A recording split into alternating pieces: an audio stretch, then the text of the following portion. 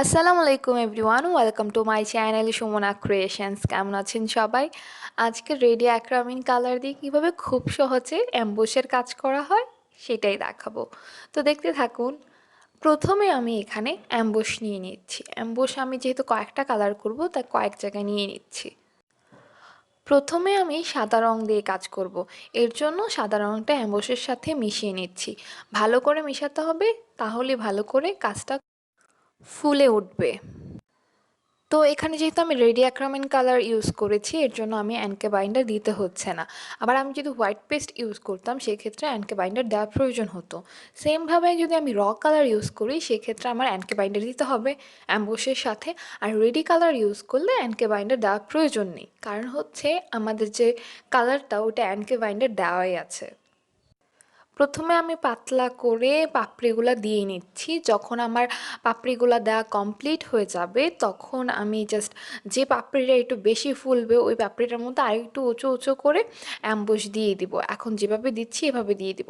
তো এরপরে দেখবেন আমি যেই পাপড়িটা বেশি একটু ফুলাবেন ভাবছেন ওই পাপড়িটার মধ্যে আরেকটু উঁচু করে অ্যাম্বুশ গাম দিয়ে দিতে হবে। তো হ্যান্ড পেইন্টের বেসিক যে কোর্স রয়েছে ওটা আমরা চালু করেছি, আপনারা আমার পেজে নক দিবেন। বেসিক জিনিস শেখানো হয়। তো এছাড়া আমাদের যে হ্যান্ড পেইন্টের সকল সামগ্রী, ব্লক, বাটি, স্ক্রিন প্রিন্ট থেকে কাঠের গয়না সব কিছু কিন্তু পেয়ে যাবেন একটাই পেজ, যার নাম গার্নিশ উইথ সুমনা। এছাড়া সুমনা ক্রিয়েশনস নামে আরেকটা পেজ রয়েছে, ওইটাতে যোগাযোগ করবেন। আর যারা ফোনে কথা বলতে চান, যে অর্ডার করতে চান, তাদের জন্য ডিসক্রিপশনে ফোন নাম্বার দেওয়া আছে, আপনারা যোগাযোগ করতে পারবেন। তো এখানে আমি হলুদ কালারটা অ্যাড করে অ্যাম্বোসের সাথে হলুদ অ্যাম্বোস কালার বানিয়ে ফেলেছি। তো আমি এটা এখানে দিয়ে দিচ্ছি। তো অ্যাম্বোস করার পরে আপনাদের কাজ হচ্ছে যে এটা এভাবেই রেখে দেয়া। আপনার অ্যাম্বোসটা যদি একটু দেখা যায় যে আপনি একটু নিচু করে রেখেছেন আর অ্যাম্বোসটা যদি একটু উপরে থাকে সেক্ষেত্রে কিন্তু অ্যাম্বোসটা নিচের দিকে চলে আসবে। তো আমি এখানে পাতাগুলো দিয়ে নিয়েছি অফলাইনে। তো পাতাগুলোর উপরে এক সাইডে আমি একটু ফুলাতে চাচ্ছি, এর জন্য এটার মধ্যে অ্যাম্বুশের সাথে সবুজ রং যেটা রেডি অ্যাক্রামিন মিশিয়ে নিয়ে এখন কাজটা কমপ্লিট করে দিচ্ছি। তো কাজটা শুকিয়ে যাওয়ার পর আপনাদের ওয়েট করতে হবে, একদম ভালোভাবে শুকিয়ে গেলে তারপর আপনার কাজ বাকিটা সামনে এগোতে হবে। তো আমার কাজ প্রায় শেষ। এখন আমি ওয়েট করব এটা শুকানোর জন্য।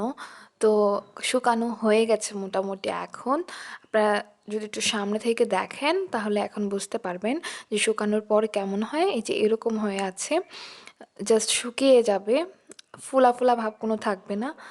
এরপর আমার কাজ হবে গরম হিটে আয়রনটা মোটামুটি হিট দিয়ে আয়রন দিয়ে আমাদের উল্টো পাশে, ডিজাইনের উল্টো পাশে প্রেস করার সাথে সাথেই দেখবেন না আপনাদের নিচের দিকে যে ফুলছে এটা বোঝা যাবে।